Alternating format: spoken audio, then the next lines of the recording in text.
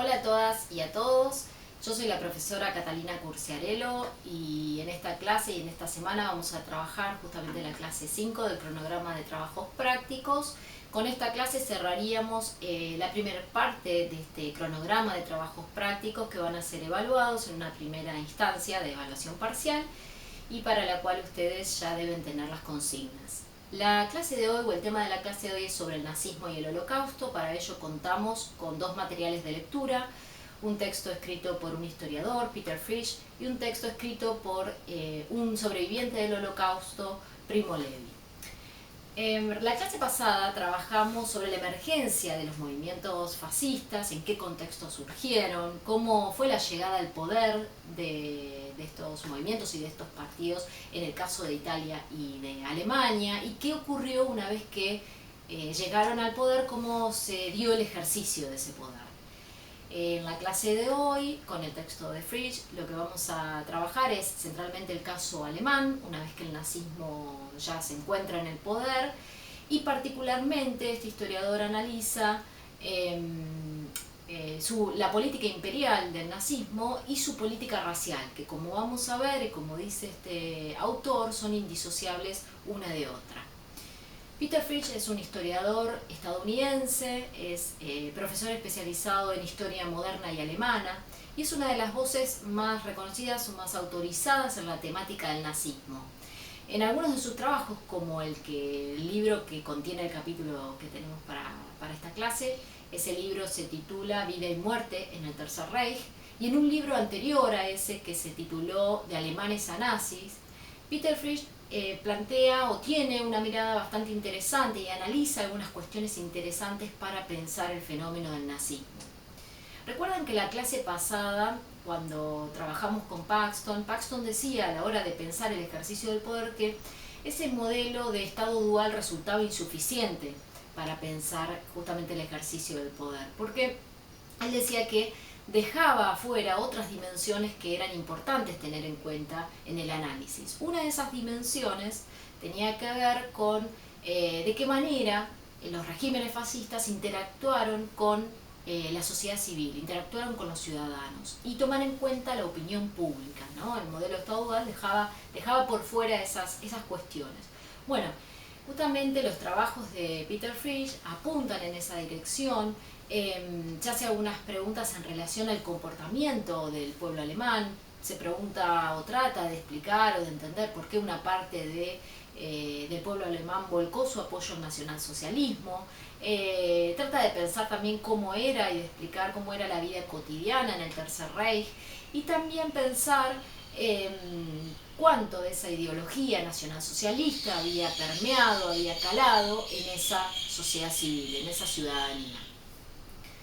El capítulo que tenemos que leer esta semana y para esta clase se titula El Imperio de la Destrucción. Es un capítulo de fácil lectura, quizás les pueda resultar un poco extenso, pero la lectura es muy llevadera y está muy bien estructurado.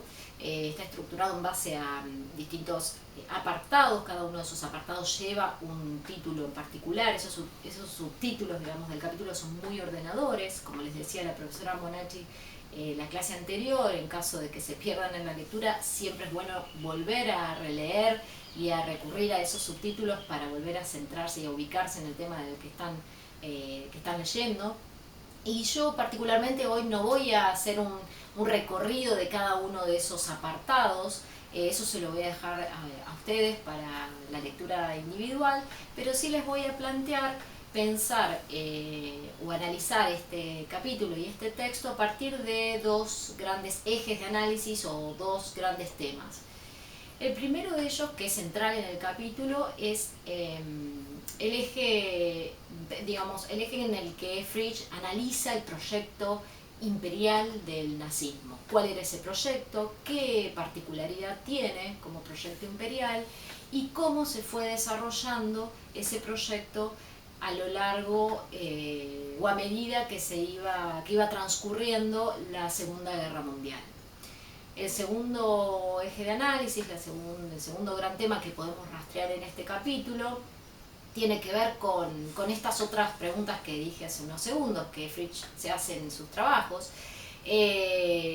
Pensar cuánto de esa ideología nacional socialista había calado en la sociedad civil, había calado en los soldados particularmente, pensar en las responsabilidades también de algunos agentes del nazismo, pensar también las colaboraciones de otros países con ese proyecto imperial. Comencemos con la primera dimensión, el primer eje de análisis. Frisch describe este proyecto imperial del nazismo. Fíjense que el título que lleva el capítulo es El Imperio de la Destrucción. Eso ya nos da una pauta del argumento central del autor respecto a este proyecto. El proyecto imperial consistía en la expansión territorial, pero sobre todo la construcción de un imperio alemán basado en un criterio racial. Es decir, no solo se buscaba la conquista de un espacio vital, la expansión de Alemania hacia el este, sino que además estaba directamente ligada a la erradicación de las poblaciones eslavas y las comunidades judías que vivían en esos territorios que Alemania iba a ocupar. Esa es la particularidad que tiene este proyecto. No es solo un proyecto de expansión territorial, sino que además está basado en un criterio racial. Y digamos, el sueño o la utopía de este proyecto es la conquista o alcanzar una Europa dominada completamente por la raza aria. Frisch hace una comparación interesante cuando dice que el nazismo, Hitler está pensando no piensa en las conquistas coloniales en donde se dejaba cierta autonomía a las comunidades que se iban conquistando, sino que está pensando en el modelo que se aplicó en el actual territorio de Estados Unidos, ¿no? En cómo los colonos europeos, al asentarse en esos territorios, barrieron con las comunidades nativas y por sobre ellas fundaron una sociedad nueva sobre la idea de una superioridad racial. Bueno, ese es el modelo que digamos que de alguna manera se puede comparar con este proyecto imperial racial de la Alemania nazi.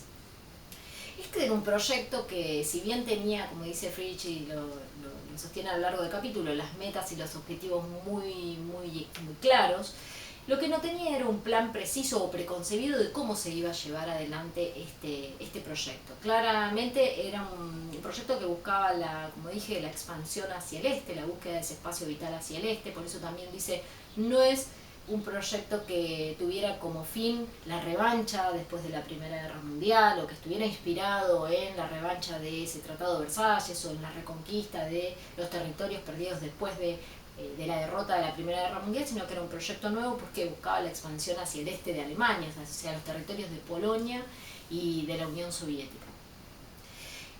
Como decía, si bien es un proyecto que tiene los objetivos bien claros, no tenía un plan preconcebido.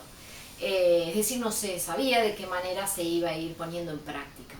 Y así como no tenía un plan establecido, tampoco tenía un límite, dice Frisch. Y ese límite, ¿no? Esas ambiciones alemanas, ¿no? De la Alemania nazi, van a ir incrementándose, ampliándose a medida que se vaya desarrollando la guerra, y sobre todo durante los primeros años de la guerra, durante los cuales Alemania tiene y recoge grandes éxitos que le permiten soñar y ampliar cada vez más ese proyecto.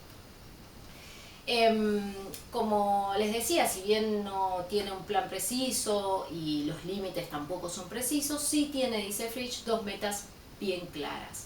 Y si bien el curso que va a ir tomando la guerra les va a ir haciendo cambiar determinadas estrategias, las metas siguen siendo inalteradas, y esas dos metas son claras. Una es la expansión territorial y la germanización a gran escala, y la otra es la erradicación y el exterminio de las comunidades judías de estos territorios que iban a quedar bajo la órbita del dominio de la raza aria o del dominio del imperio alemán. Esas son las dos metas que tiene este proyecto y que van a estar claras, digamos, más allá de que puedan ir cambiando a lo largo de la guerra. ¿Cómo se fueron sucediendo los hechos? Esto lo van a ver seguramente con mayor profundidad en los teóricos, pero es importante mencionar algunos de estos hechos para que podamos después pensar justamente las soluciones al problema judío, bueno, teniendo en claro justamente estas cosas. Si bien no había, como dije, un plan determinado, lo que dice Friedrich era que lo que Alemania buscaba, de hecho, una de las primeras medidas al llegar al poder es la reconstitución y el rearmado justamente de las Fuerzas Armadas alemanas. Lo que va a buscar Alemania es desatar una guerra a gran escala en el frente occidental, ¿no? En Europa occidental, para después poder comenzar esa expansión hacia el este que estaba buscando en su proyecto. Ahora, los hechos se dieron de otra manera y las circunstancias también fueron haciendo que cambien los distintos pasos que Alemania va a ir dando. El primer paso que da en esta dirección es la anexión de Austria y Checoslovaquia en 1938, pero ese primer paso que el Imperio Alemán va a dar no desata una guerra en el frente occidental, que era lo que estaban buscando. Por lo tanto, Alemania sigue avanzando, avanza sobre el este, avanza sobre Polonia e invade Polonia en 1939. Ahí sí, esa acción alemana sí va a desatar el conflicto bélico que va a dar inicio a la Segunda Guerra Mundial, en 1939. Francia y Gran Bretaña le van a declarar la guerra a Alemania una vez que Alemania invada Polonia. Y entonces lo que va a hacer Alemania es firmar un pacto de no agresión en el frente oriental, justamente con la Unión Soviética. Pensemos que ese pacto que firma de no agresión con la Unión Soviética es un pacto circunstancial, estratégico, justamente para protegerse en el frente oriental mientras va a dar pelea en el frente occidental. Digo que es un pacto circunstancial para Alemania porque, como dijimos, como dice Friedrich, el objetivo era la expansión del imperio hacia el este, hacia los territorios también de la Unión Soviética. Entonces, 1939, con la invasión a Polonia, con este pacto en el frente oriental, Alemania se aboca a avanzar sobre el frente occidental y avanza sobre Noruega, Dinamarca, Holanda, Bélgica, hasta llegar a ocupar Francia, una de sus principales enemigas, en 1940. Con Francia prácticamente derrotada, ocupada por el nazismo, entonces sí, Alemania vuelca ahora sus fuerzas hacia el este e inicia la invasión hacia la Unión Soviética en la famosa Operación Barbarroja. Esta es una operación que en sus primeros meses Alemania tuvo éxito, pero que después vamos a ver que empieza, ahí se marca un quiebre, que empieza de alguna manera el retroceso de la Alemania nazi. Bien, estos primeros momentos y estos primeros éxitos que tiene Alemania en la guerra, lo que van a hacer es justamente reafirmar esa superioridad de la Alemania nazi.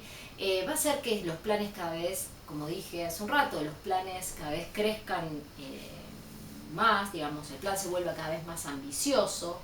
Y también el plan se va volviendo cada vez más complejo, porque si pensamos que el plan consistía, o el proyecto consistía en la expansión territorial y a la vez la erradicación de las poblaciones y de las comunidades judías de esos territorios, a medida que Alemania va avanzando sobre esos territorios, sobre territorios cada vez más amplios, el movimiento y el problema, que tiene que resolver es que las comunidades judías cada vez son mayores, a las que va a tener que buscar una solución, al mismo tiempo que la población germana también empieza a hacer, es decir, empieza a haber un gran caudal de personas a las cuales Alemania tiene que empezar a solucionar o empezar a pensar una solución a ese otro problema, ¿no? En este primer momento, mientras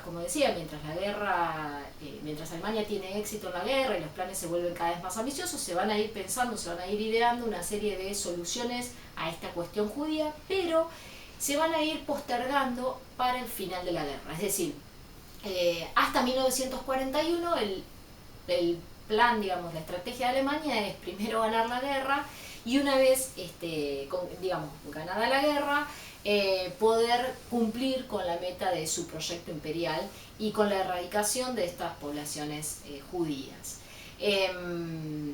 Esto va a cambiar a partir de finales de 1941 y de 1942. Perdón, por otro lado era muy difícil poder solucionar la cuestión judía mientras durara el conflicto de la guerra, digamos, pensando en lo que ahora en unos segundos lo vamos a ver, pensando en las soluciones territoriales que se fueron pensando en un primer momento. Entonces, a partir de a finales de 1941 y sobre todo en 1942, hay un quiebre, hay un cambio en la estrategia, digamos, de Alemania para poder concretar este proyecto.